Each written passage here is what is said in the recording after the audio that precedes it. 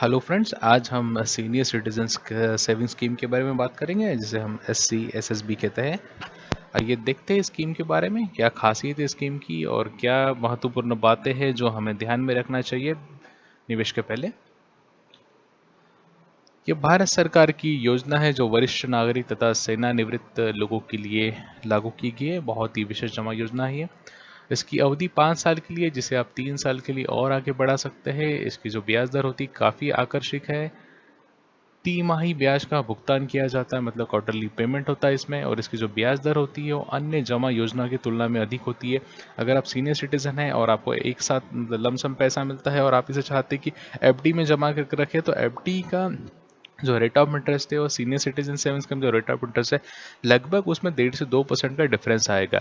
मतलब FD के rate of interest से सीनियर सिटीजन सेविंग्स स्कीम हमेशा 1.5-2% ज़्यादा ही आपको मिलेगा। तो इसका ब्याज दर काफ़ी आकर्षक है। गारंटी तथा सुरक्षित रिटर्न है। ऐसा नहीं कि ये जो पैसा हम किसी मार्केट की मतलब मार्केट लिंक योजना में लगा रहे हैं। ये भारत सरकार के पास जमा होता है पैसा, तो इसका रिटर्न डेफिनेटली गारंटीड होता है और एक सेफ इन्वेस्टमेंट है। इसके साथ साथ आपको इनकम टैक्स में भी छूट मिलती है। अंडर सेक्शन 80C के तहत आपको इनकम टैक्स में छूट मिलती है। इसमें मिलने वाला ब्याज किसी भी तरह से इनकम टैक्स में इंक्लूड नहीं किया जाता, मतलब ये टैक्स फ्री होता है। स्कीम को आप ओपन करने के लिए न्यूनतम 1,000 रुपये दे सकते हैं तथा अधिकतम 15 लाख रुपए की कैपिंग है इसमें। 15 लाख से अधिक आप इसमें पैसा जमा नहीं कर सकते। अगर स्कीम में आपको निवेश करना है तो आपको भारत का वरिष्ठ नागरिक होना चाहिए। NRI और HUF इसमें अकाउंट ओपन नहीं कर सकते हैं। वरिष्ठ नागरिक से मतलब है 60 साल के ऊपर आपकी आयु होनी चाहिए। अगर आपने VRS के तहत वॉलंटरी रिटायरमेंट स्कीम के तहत रिटायरमेंट लिया है और आपकी उम्र 55 साल से अधिक परंतु 60 साल से कम हो, तो भी आप इसमें निवेश कर सकते हैं। भारतीय रक्षा सेवा से संबंधित सेवानिवृत्त जो एम्प्लॉय है जिनकी आयु 50 साल से अधिक हो, वो भी इसमें निवेश कर सकते हैं। आप संयुक्त रूप से अपने जीवन साथी के साथ इस स्कीम में निवेश कर सकते हैं। अगर आपके जीवन साथी मतलब जो कोई एप्लीकेंट, जो सेकंड एप्लीकेंट है, उसकी आयु 60 साल से कम है या 50 साल से कम या 55 साल से कम है, तो वो भी इसमें भागीदारी बन सकता है, बशर्ते सिर्फ जो फर्स्ट एप्लीकेंट है उसको वरिष्ठ नागरिक होना चाहिए या VRS वाला एम्प्लॉय होना चाहिए या डिफेंस सर्विसेज। ऊपर की 3 कैटेगरी वो फिल करता है तो कोई प्रॉब्लम नहीं है। सेकंड एप्लीकेंट के एज से कोई भी लेना देना नहीं है स्कीम का। आप एक से अधिक SC/SS अकाउंट खोल सकते हैं, परंतु सभी का टोटल 15 लाख से अधिक नहीं होने चाहिए। आप 5 बैंकों में अकाउंट ओपन कर सकते हैं 3-3 लाख रुपए जमा करके, पर टोटल जो आपका निवेश है स्कीम में 15 लाख से अधिक नहीं होना चाहिए। अगर आप स्कीम में निवेश करना चाहते हो तो निवेश के पूर्व रखें इन बातों का ध्यान। अगर आप इस अकाउंट को 1 साल के भीतर बंद करवाते हैं, देखिए अकाउंट की अवधि 5 साल के लिए होती है, जमा की जो अवधि है इसमें 5 साल के लिए होती है।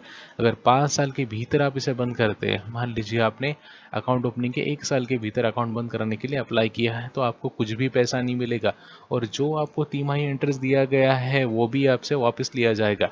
अब वो आपसे तो वापस नहीं लिया जा सकता, इसलिए प्रिंसिपल में से उतना पैसा डिडक्ट करके आपको मिलेगा। अगर 1 से 2 साल के बीच में आप बंद कराने के लिए आवेदन देते हैं तो आपको 1.5% पेनाल्टी लगेगी। 1.5% पैसा आपके प्रिंसिपल में से काट लिया जाएगा। अगर आप 2 साल के बाद बंद कराते हैं तो 1% पेनाल्टी आपको लगेगी, मतलब 1% पैसा आपके प्रिंसिपल से डिडक्ट हो जाएगा। इसमें प्रिंसिपल से पैसा इसलिए डिडक्ट हो रहा है कि इंटरेस्ट आपको हर 3 महीने में अकाउंट में ऑलरेडी मिल जाएगा, तो इंटरेस्ट में से रिकवरी हो नहीं सकती, इसलिए प्रिंसिपल में से पैसे को रिकवर किया जाएगा। अगर आपने मैच्योरिटी की अवधि पूरी कर ली, मतलब 5 साल आपने पूरा कर लिया, उसके बाद आप अकाउंट को 3 साल के लिए और एक्सटेंड करा सकते हैं। और जब आप अकाउंट को 3 साल के लिए एक्सटेंड करवा देते हैं तो 1 साल में उसको बंद कर सकते हैं। सपोज आपने 5 साल की अवधि पूरी कर ली और फिर 3 साल के लिए एक्सटेंड कर लिया, बट छठे साल आपको लगा कि मुझे अकाउंट बंद करना है, तो आप इस अकाउंट को बंद कर सकते हैं। उसमें किसी भी तरह की पेनाल्टी आपसे नहीं ली जाएगी। याद रखें, रिटायरमेंट बेनिफिट मिलने के 1 माह के भीतर ही आपको इसमें निवेश करना है। जैसे ही आप रिटायर्ड हुए और रिटायरमेंट के मान लीजिए 10 दिनों के बाद आपको सारे रिटायरमेंट बेनिफिट मिल गए, तो उसके बाद से जब आपको पैसा मिला उसके बाद से 30 दिन के भीतर ही आपको इसमें निवेश करना है। अगर उसके बाद आप निवेश करना चाहते तो आप इसमें निवेश नहीं कर पाएंगे। तो ये बहुत इंपॉर्टेंट फैक्टर है। जैसा ही आपको पैसा मिलता है तो आप डिसीजन बना लीजिए, 30 दिन के भीतर डिसीजन बना ही लीजिए कि आप इसको इसमें निवेश करना है। उसके बाद अगर आप सोचेंगे कि मैं अब निवेश करूंगा तो आप इसमें निवेश नहीं कर पाएंगे। इस अकाउंट में नॉमिनेशन की सुविधा भी उपलब्ध है, आप इसमें अपने वाइफ, बच्चे या किसी को भी नॉमिनी बना सकते हैं। और हाँ, इसमें ध्यान रखिए आपको लोन सुविधा उपलब्ध नहीं है, इस पैसे में किसी भी तरीके का लोन आपको नहीं मिलेगा। इस अकाउंट को अगर आपको ओपन करना है तो किसी भी सरकारी और निजी बैंक तथा पोस्ट ऑफिस में जा सकते हैं आप केवाईसी डॉक्यूमेंट के साथ। केवाईसी में आपको आधार कार्ड, पैन कार्ड और 2 फोटो लेके जाना है। और जब आप रिटायरमेंट जब आपने ले लिया, जब आप रिटायर्ड हो गए, तो उसके बाद आपको ऑफिस की तरफ से जो लेटर मिलता है जिसमें लिखा होता है कि आप इस तारीख को रिटायर्ड हुए, उसका प्रूफ आपको लेके जाना है बैंक में बताने के लिए कि मैंने वीआरएस ले लिया, या फिर मैं सुपर एन्युएशन पे रिटायर्ड हुआ हूँ, या मैं डिफेंस सर्विसेज से बिलोंग करता हूँ। वो सारे प्रूफ लेकर बैंक में जाइए।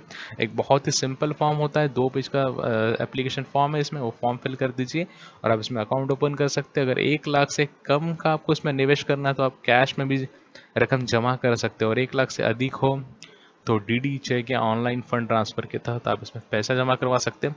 देखिए इसमें ध्यान ये रखिए कि जो आप पैसा गवर्नमेंट को दे रहे हैं, मतलब 15 लाख रुपए मान के चलिए आप स्कीम में निवेश कर दिया 5 साल के लिए, तो हर 3-3 महीने में आपको इंटरेस्ट मिलता रहेगा। इंटरेस्ट की अवधि जो होती है कैलेंडर ईयर के हिसाब से होती है, मतलब मार्च, जून, सितंबर और दिसंबर, 4 बार आपको इंटरेस्ट मिलेगा। और 5 साल के बाद जो आपकी जमा की गई रकम है 15 लाख रुपए आपको वापस मिल जाएगी। मतलब आप पैसा भारत सरकार को उपयोग करने के लिए दे रहे हैं, वो आपको क्वार्टरली इसमें इंटरेस्ट दे रहा है, और फिर 5 साल पूरा होने के बाद, अवधि पूरी होने के बाद आपको प्रिंसिपल पूरा वापस कर देगा। इंटरेस्ट आप हर तिमाही इसमें लेते रहेंगे। अब मैं छोटा सा आपको बताऊंगा एक कैलकुलेशन कि अगर आप 15 लाख रुपए जमा करते हैं तो आपको कितना पैसा मिलेगा, 10 लाख जमा करते हैं तो कितना पैसा मिलेगा। आइए चलिए देखते हैं सिंपल सा कैलकुलेशन आपके लिए, मेरे वरिष्ठ नागरिकों के लिए। चलिए देखते हैं कैलकुलेशन। अगर आप 15 लाख रुपए इसमें जमा करते हैं, अभी रेट ऑफ इंटरेस्ट है 7.4% का, 7.4% के हिसाब से आपको मिल जाएगा 27,750 रुपये। 27,750 रुपये आपको क्वार्टरली मिलेगा।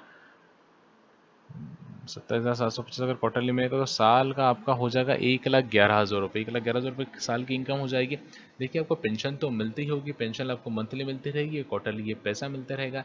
टोटल इंटरेस्ट आप 5 साल में कमा लेंगे 5,55,000 रुपये, और टोटल आप इससे जो अर्न करेंगे, मतलब मैच्योरिटी आपकी होगी 20,55,000 रुपये, जिसमें 5,55,000 आपका इंटरेस्ट रहेगा।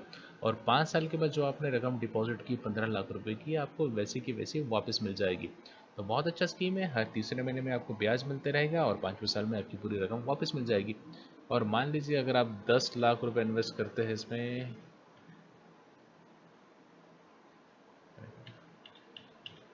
10 लाख रुपए अगर आप इसमें जमा करते तो आपको 18,500 रुपये हर 3 महीने का मिलेगा। तो रेट ऑफ इंटरेस्ट काफ़ी अच्छा है दोस्तों, 7.4।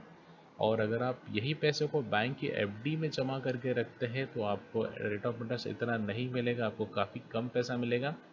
तो मेरे हिसाब से स्कीम एक सीनियर सिटीज़न के लिए बहुत अच्छी स्कीम है, क्योंकि सीनियर सिटीज़न होने के बाद जब आपको लमसम पैसा मिलता है तो आप इस पैसे को चाहेंगे, आपके जीवन भर की कमाई ही आप इसे चाहेंगे कि इसे गारंटीड और सुरक्षित, जहाँ पे रिटर्न मुझे मिलेगा वहीं पे मैं इसे इन्वेस्ट करूँ। मार्केट में आप इस पैसे को लगा नहीं सकते, मार्केट लिंक प्लान में आप इसे लगाने की भूल भी मत करना, बिकॉज अगर आप पैसा गंवा देंगे तो पैसा कमाने के लिए आपके पास पेंशन के अलावा और कोई भी चारा नहीं रहेगा। इसलिए मेरा सुझाव है आपसे कि स्कीम में पैसा जमा किए, अगर आप सीनियर सिटीज़न हैं और आपको पेंशन मिलती रहती है तो 5 साल के लिए इस पैसे को फिक्स कर दीजिए। 5 साल के बाद आपको अपना प्रिंसिपल वापस मिल जाएगा, और हर 3 महीने में आपको ब्याज की रकम मिलती जाएगी, जो आपका गुजारा करने के लिए काफ़ी है अगर आपको महीने की पेंशन भी मिलती है तो दोस्तों कैसा लगा ये वीडियो। उम्मीद करता हूँ आपके जो भी डाउट्स है स्कीम के बारे में, अगर कुछ क्वेश्चंस भी हो गए आपके तो वो भी शायद मैंने क्लियर कर दिया, और इसके अलावा भी आपके मन में कोई डाउट है तो आप कमेंट सेक्शन में कमेंट करके मुझे बता सकते हैं। और अगर वीडियो अच्छा लगा तो प्लीज़ इसे लाइक कीजिए, शेयर कीजिए और चैनल को सब्सक्राइब कीजिए। Thank you.